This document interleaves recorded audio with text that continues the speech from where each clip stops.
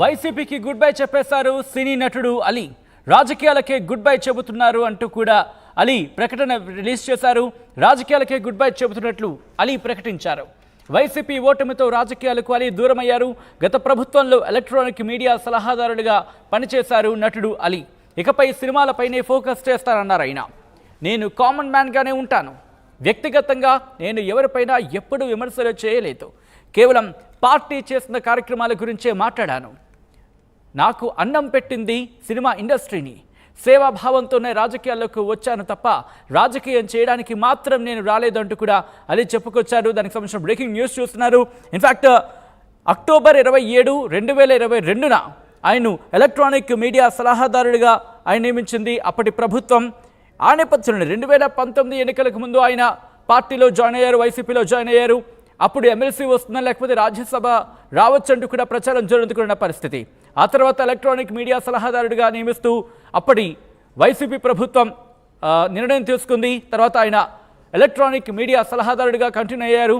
ఈ నేపథ్యంలో కొద్దిసేపటి క్రితం ఆయన వైసీపీకి గుడ్ బై చెప్పేశారు. వైసీపీకి రాజీనామా చేశారు నటుడు అలీ. వైసీపీకి గుడ్ బై చెప్పేశారు సినీ నటుడు అలీ. రాజకీయాలకే గుడ్ బై చెబుతున్నట్లు అలీ ప్రకటించారు.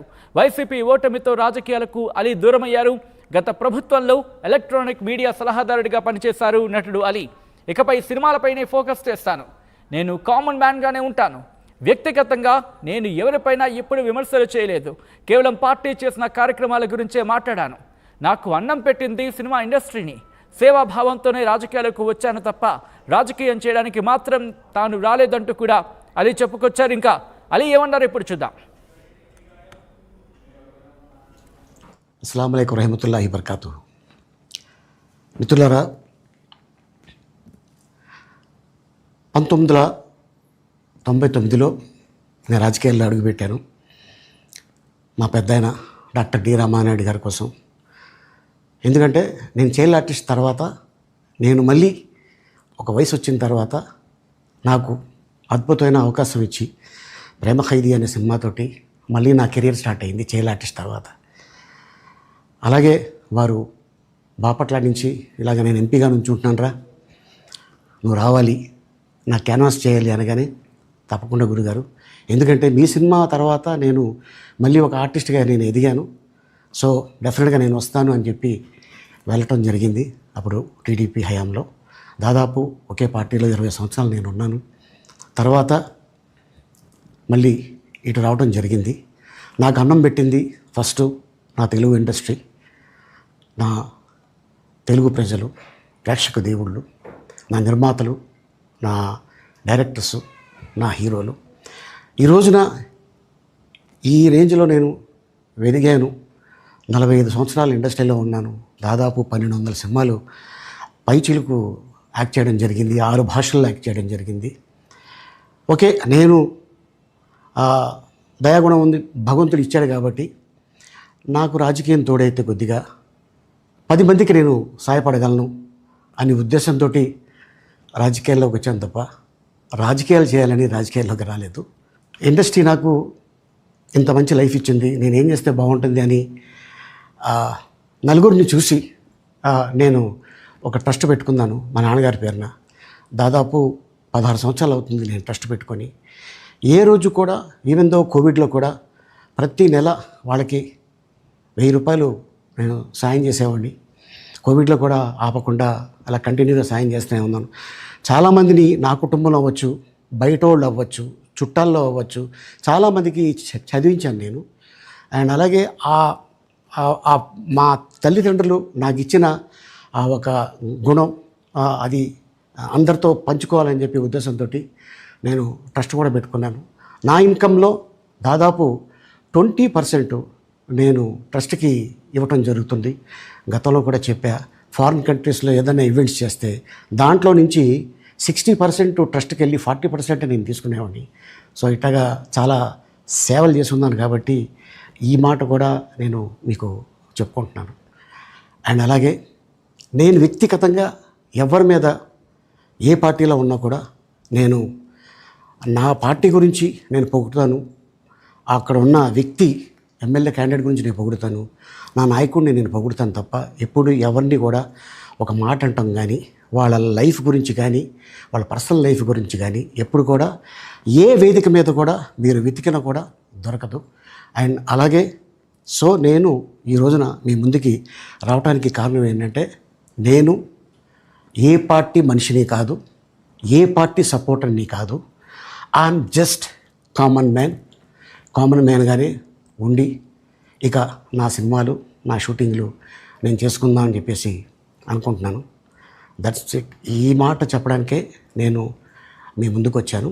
సో నేను ప్రతి 5 సంవత్సరాలకు ఒకసారి ఎలక్షన్లో మీరు వెళ్ళి ఎలా ఓటేస్తారో నేను కూడా ఒక కామన్ మ్యాన్గా వెళ్ళి ఓటేసేస్తాను. సో రాజకీయాలకి స్వస్తి, గుడ్ బై, థ్యాంక్ యూ.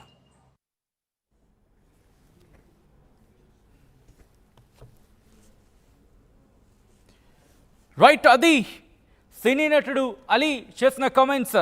ముఖ్యంగా లాస్ట్ ఆయన మాటలు, కామన్ మ్యాన్గానే ఉంటాను, ప్రతి 5 ఏళ్లకోసారి మీలాగే నేను కూడా వెళ్ళి ఓటు వేస్తాను తప్ప ఇక రాజకీయాలు చేయను, రాజకీయాలకు స్వస్తి, గుడ్ బై అని చెప్పారు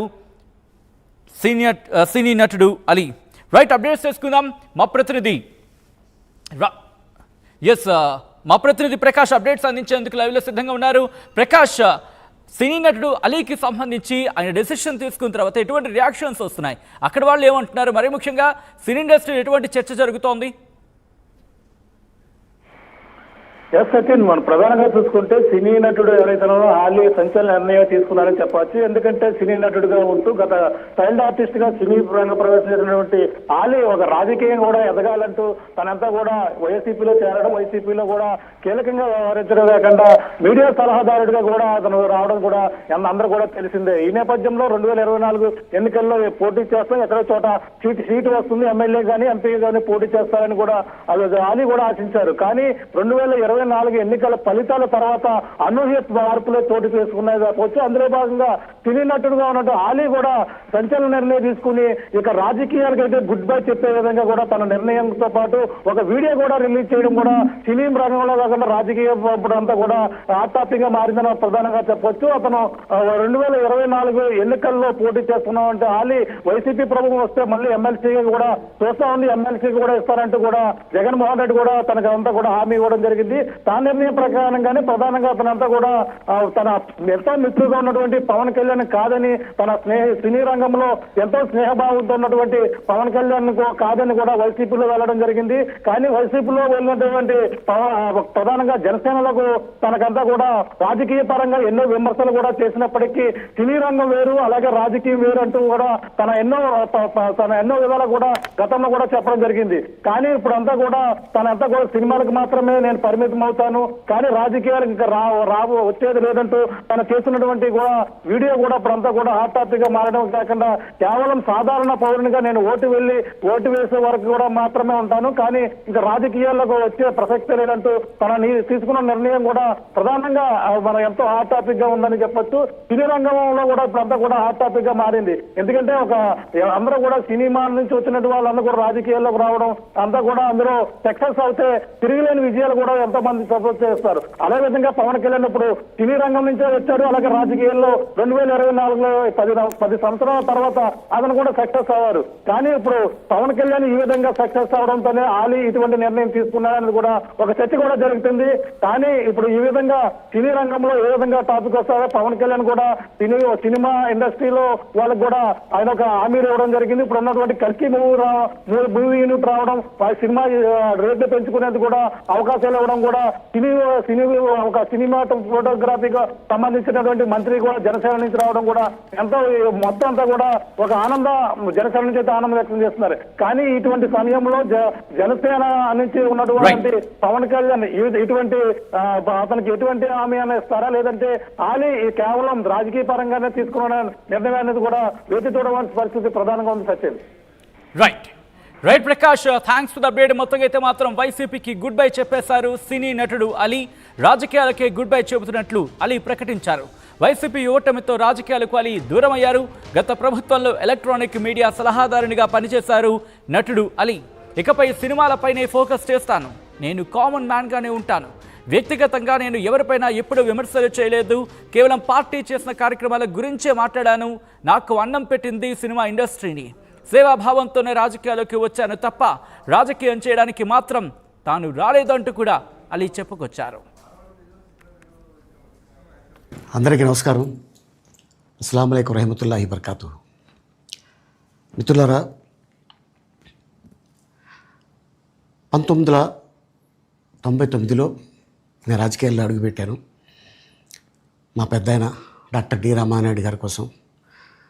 ఎందుకంటే నేను చైల్డ్ ఆర్టిస్ట్ తర్వాత నేను మళ్ళీ ఒక వయసు వచ్చిన తర్వాత నాకు అద్భుతమైన అవకాశం ఇచ్చి ప్రేమ ఖైదీ అనే సినిమాతోటి మళ్ళీ నా కెరీర్ స్టార్ట్ అయింది చైల్డ్ ఆర్టిస్ట్ తర్వాత. అలాగే వారు బాపట్ల నుంచి ఇలాగ నేను ఎంపీగా నుంచుంటున్నాను రా, నువ్వు రావాలి, నా క్యాన్వాస్ చేయాలి అనగానే తప్పకుండా గురుగారు, ఎందుకంటే మీ సినిమా తర్వాత నేను మళ్ళీ ఒక ఆర్టిస్ట్గా నేను ఎదిగాను, సో డెఫినెట్గా నేను వస్తాను అని చెప్పి వెళ్ళటం జరిగింది. అప్పుడు టీడీపీ హయాంలో దాదాపు ఒకే పార్టీలో 20 సంవత్సరాలు నేను ఉన్నాను. తర్వాత మళ్ళీ ఇటు రావడం జరిగింది. నాకు అన్నం పెట్టింది ఫస్ట్ నా తెలుగు ఇండస్ట్రీ, నా తెలుగు ప్రజలు, ప్రేక్షక దేవుళ్ళు, నా నిర్మాతలు, నా డైరెక్టర్సు, నా హీరోలు. ఈ రోజున ఈ రేంజ్లో నేను ఎదిగాను. 45 సంవత్సరాలు ఇండస్ట్రీలో ఉన్నాను. దాదాపు 1200 సినిమాలు పైచిలుకు యాక్ట్ చేయడం జరిగింది. 6 భాషల్లో యాక్ట్ చేయడం జరిగింది. ఓకే, నేను దయాగుణం ఉంది, భగవంతుడు ఇచ్చాడు కాబట్టి నాకు రాజకీయం తోడైతే కొద్దిగా 10 మందికి నేను సహాయపడగలను అనే ఉద్దేశంతో రాజకీయాల్లోకి వచ్చాను తప్ప రాజకీయాలు చేయాలని రాజకీయాల్లోకి రాలేదు. ఇండస్ట్రీ నాకు ఇంత మంచి లైఫ్ ఇచ్చింది, నేనేం చేస్తే బాగుంటుంది అని నలుగురిని చూసి నేను ఒక ట్రస్ట్ పెట్టుకున్నాను మా నాన్నగారి పేరున. దాదాపు 16 సంవత్సరాలు అవుతుంది నేను ట్రస్ట్ పెట్టుకొని. ఏ రోజు కూడా, ఈవెన్ దో కోవిడ్లో కూడా ప్రతి నెల వాళ్ళకి 1000 రూపాయలు నేను సాయం చేసేవాడిని. కోవిడ్లో కూడా ఆపకుండా అలా కంటిన్యూగా సాయం చేస్తూనే ఉన్నాను. చాలామందిని నా కుటుంబంలో అవ్వచ్చు, బయట వాళ్ళు అవ్వచ్చు, చుట్టాల్లో అవ్వచ్చు, చాలామందికి చదివించాను నేను. అండ్ అలాగే మా తల్లిదండ్రులు నాకు ఇచ్చిన ఆ ఒక గుణం అది అందరితో పంచుకోవాలని చెప్పి ఉద్దేశంతో నేను ట్రస్ట్ కూడా పెట్టుకున్నాను. నా ఇన్కంలో దాదాపు 20% నేను ట్రస్ట్కి ఇవ్వటం జరుగుతుంది. గతంలో కూడా చెప్పా, ఫారిన్ కంట్రీస్లో ఏదైనా ఈవెంట్స్ చేస్తే దాంట్లో నుంచి 60% ట్రస్ట్కి వెళ్ళి 40% నేను తీసుకునేవాడిని. సో ఇట్లాగా చాలా సేవలు చేసి ఉన్నాను కాబట్టి ఈ మాట కూడా నేను మీకు చెప్పుకుంటున్నాను. అండ్ అలాగే నేను వ్యక్తిగతంగా ఎవరి మీద ఏ పార్టీలో ఉన్నా కూడా నేను నా వ్యక్తి ఎమ్మెల్యే క్యాండిడేట్ గురించి నేను పొగుడుతాను, నా నాయకుడిని నేను పొగుడుతాను తప్ప ఎప్పుడు ఎవరిని కూడా ఒక మాట అంటాం కానీ, వాళ్ళ లైఫ్ గురించి కానీ, వాళ్ళ పర్సనల్ లైఫ్ గురించి కానీ ఎప్పుడు కూడా ఏ వేదిక మీద కూడా మీరు వెతికినా కూడా దొరకదు. అండ్ అలాగే సో నేను ఈ రోజున మీ ముందుకి రావడానికి కారణం ఏంటంటే, నేను ఏ పార్టీ మనిషిని కాదు, ఏ పార్టీ సపోర్టర్ని కాదు, ఐఎమ్ జస్ట్ కామన్ మ్యాన్గానే ఉండి ఇక నా సినిమాలు, నా షూటింగ్లు నేను చేసుకుందాం అని చెప్పేసి అనుకుంటున్నాను. That's it. ఈ మాట చెప్పడానికే నేను మీ ముందుకు వచ్చాను. సో నేను ప్రతి 5 సంవత్సరాలకు ఒకసారి ఎలక్షన్లో మీరు వెళ్ళి ఎలా ఓటేస్తారో నేను కూడా ఒక కామన్ మ్యాన్గా వెళ్ళి ఓటేసేస్తాను. సో రాజకీయాలకి స్వస్తి, గుడ్ బై, థ్యాంక్ యూ.